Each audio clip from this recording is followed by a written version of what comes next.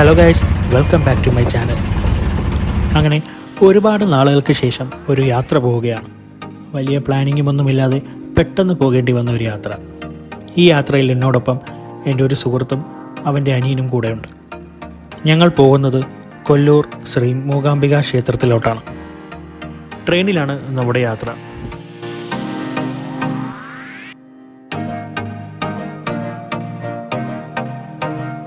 അങ്ങനെ റെയിൽവേ സ്റ്റേഷനിലെത്തി.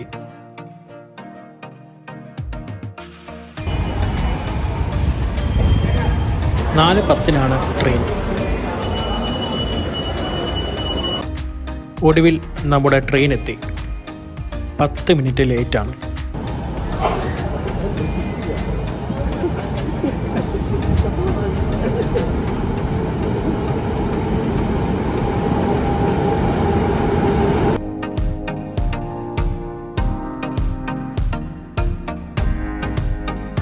Train start ചെയ്തിട്ടുണ്ട്. മൂകാംബികയിലേക്കുള്ള യാത്ര ഇവിടെ തുടങ്ങുന്നു. ഗാന്ധിധാം എക്സ്പ്രസ്സിലാണ് നമ്മുടെ യാത്ര. ഈ ട്രെയിൻ ആഴ്ചയിൽ ഒരു ദിവസം മാത്രമേ ഉള്ളൂ. എല്ലാ ചൊവ്വാഴ്ചകളിൽ മാത്രമേ ഈ ട്രെയിൻ ഉള്ളൂ. വൈകുന്നേരം 4:10 ട്രിവാൻഡ്രം സെൻട്രലിൽ നിന്നും പുറപ്പെടുന്ന ഈ ട്രെയിൻ പിറ്റേ ദിവസം രാവിലെ 7 മണിക്ക് ബൈൻഡൂർ അഥവാ മൂകാംബിക റോഡിൽ എത്തും. ടിക്കറ്റ് ഫെയർ വരുന്നത് സ്ലീപ്പറിന് 420 രൂപയാണ്. അങ്ങനെ സംസാരിച്ചു കൊണ്ടിരുന്നപ്പോഴാണ് മൂകാംബികയിൽ മാത്രം പോയാൽ പോരാ, കുടജാദ്രി, മുരുഡേശ്വർ, പറ്റിയൽ, ഉടുപ്പി ശ്രീകൃഷ്ണ ക്ഷേത്രത്തിലും പോകണമെന്നുള്ളൊരു ആഗ്രഹം മനസ്സിൽ തോന്നിയത്. ഒന്ന് ശ്രമിച്ചു നോക്കാം എന്നും വിചാരിച്ചു.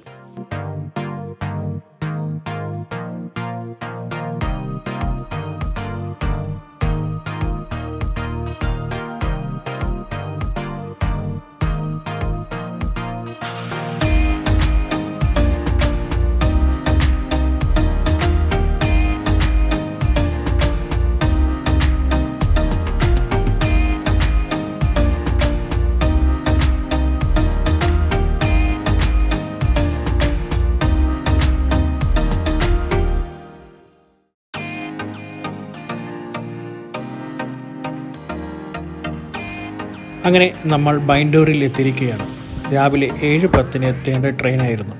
സമയം 10:30. നമ്മൾ ഈ കാണുന്നതാണ് ബൈൻഡൂർ റെയിൽവേ സ്റ്റേഷൻ. ഇവിടെ ഇറങ്ങുന്ന ഭൂരിഭാഗം യാത്രക്കാരും മൂകാംബികയിലോട്ടായിരിക്കും.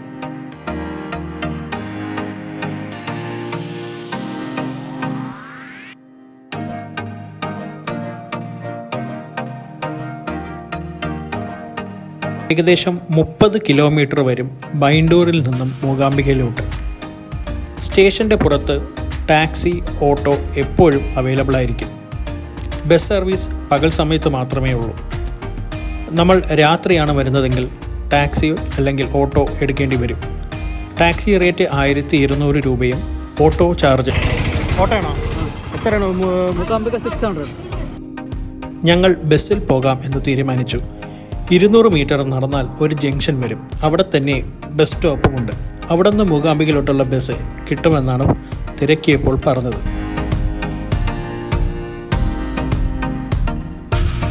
അങ്ങനെ ജംഗ്ഷൻ എത്താറായി. ഇതാണ് മൂകാംബികയിലേക്ക് പോകാനുള്ള ബസ് സ്റ്റോപ്പ്. ഒരുപാട് നേരം വെയിറ്റ് ചെയ്തു. ബസ്സൊന്നും വന്നില്ല.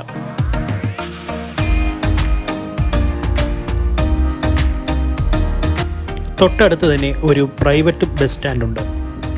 അവിടെ പോയി അന്വേഷിച്ചപ്പോൾ ആ കിടക്കുന്ന ബസ്സിൽ കയറാൻ പറഞ്ഞു.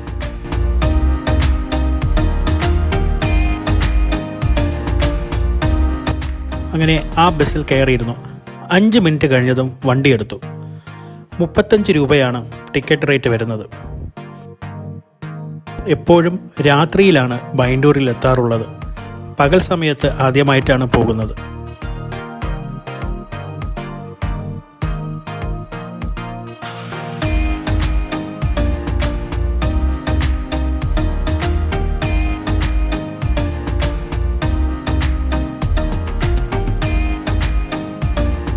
പോകുന്ന വഴി വളരെ വിജനമാണ്. വീടുകളോ കടകളോ ഒന്നുമില്ല. കാടിൻ്റെ നടുവിലൂടെയുള്ള ഒരു യാത്രയായിട്ട് നമുക്ക് തോന്നാം.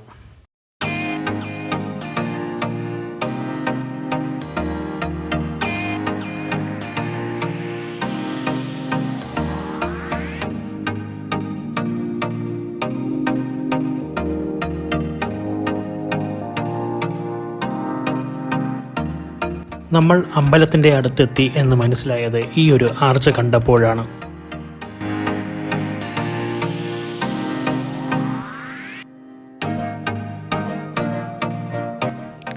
ഇതാണ് മൂകാംബിക ബസ് സ്റ്റാൻഡ്. ഇവിടം വരെ ബസ്സുള്ളൂ.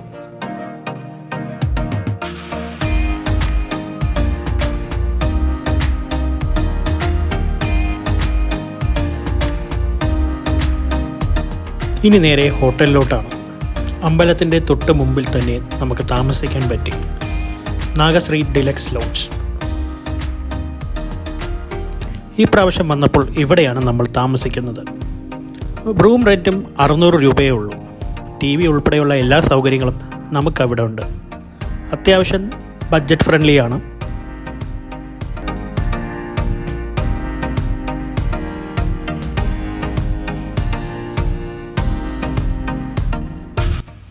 ഇനി ഒന്ന് ഫ്രഷായിട്ട് നേരെ അമ്പലത്തിലോട്ട്.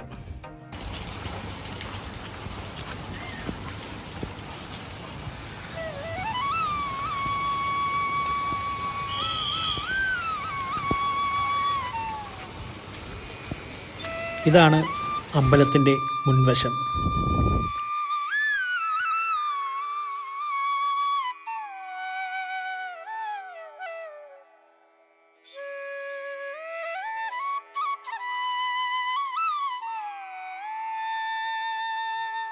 തിരക്ക് നല്ല കുറവാണ്. തിരക്കുള്ള സമയത്ത് ഇവിടെ ദർശനം കിട്ടാൻ മണിക്കൂറോളം ക്യൂ ഒക്കെ നിൽക്കേണ്ടി വരും. ഇനി ക്ഷേത്രത്തിൻ്റെ ഐതിഹ്യം.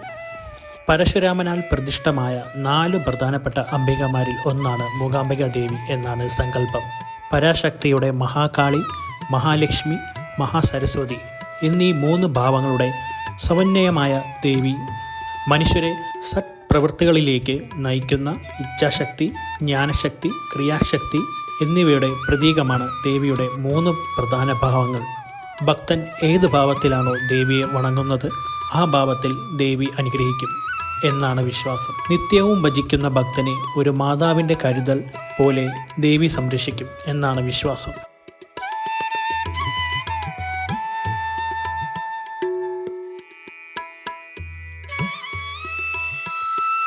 പലതരം വഴിപാടുകളുണ്ട് ഇവിടെ. അതിലൊന്നാണ് നെയ്വിളക്ക്.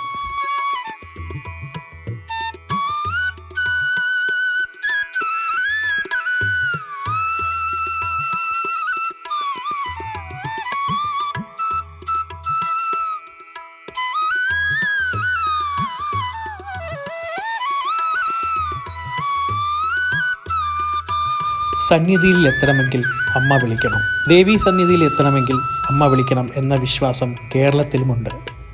എത്ര സമയമെടുത്ത് മുന്നൊരുക്കങ്ങൾ നടത്തിയാലും മനസ്സിൽ ദേവിയുടെ വിളി എത്തിയില്ലെങ്കിൽ കൊല്ലൂരിലേക്കുള്ള യാത്ര മുടങ്ങുമത്രേ.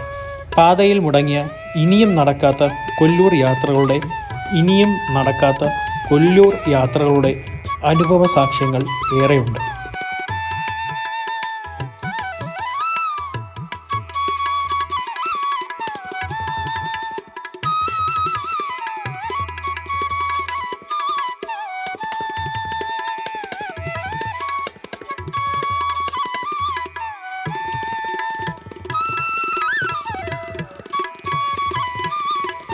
ഈ മണ്ഡപത്തിൽ വെച്ചാണ് കുട്ടികളെ എഴുത്തിനിരുത്തുന്നത്.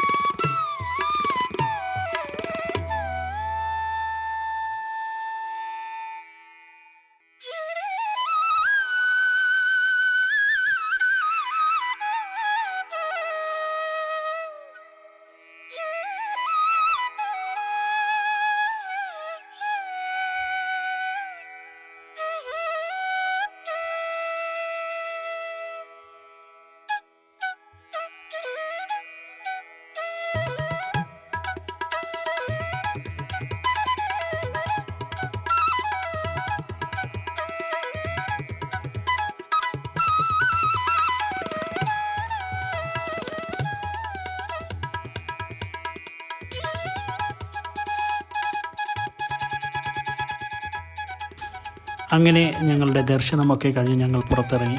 ഇതൊക്കെയാണ് മൂകാംബികയിലെ വിശേഷങ്ങൾ. ഇനി ഞങ്ങൾ പോകാൻ പോകുന്നത് നേരെ കുടജാദ്രിയിലോട്ടാണ്. നല്ല മഴയുമുണ്ട്. അടുത്തൊരു വീഡിയോയിൽ കുടജാദ്രി പോകുന്നതും അവിടുത്തെ വിശേഷങ്ങളും നമുക്ക് കാണാം. Thank you.